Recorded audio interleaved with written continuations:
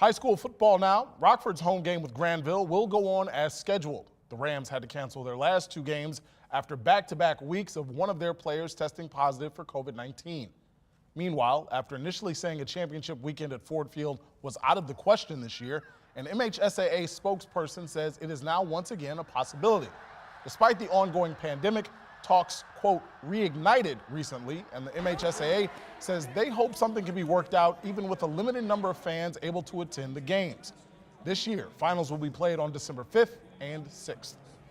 Finally, the regular season comes to an end this Friday night, but before we focus on that and the matchups ahead, Mike Lissette looks back on some of the last week's best performers.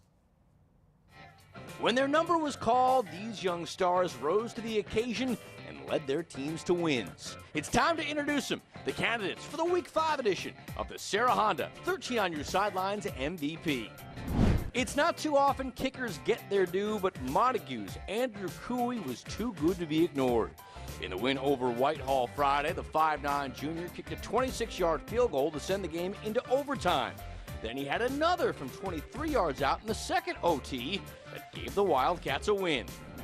Meanwhile, at North Muskegon, running back Colin Schatz was calling the shots. In a 42-0 win over Mason County Central, the 5'10" senior ran for a touchdown and a game high of 219 yards on 21 carries. Finally, at Kenowa Hills, sophomore Drew Bradley was everywhere and did everything.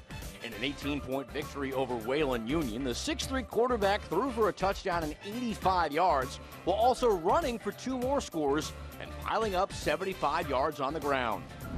Quite a trio of young athletes, but only one gets to be this week's Sarah Honda 13 on Your Sidelines MVP.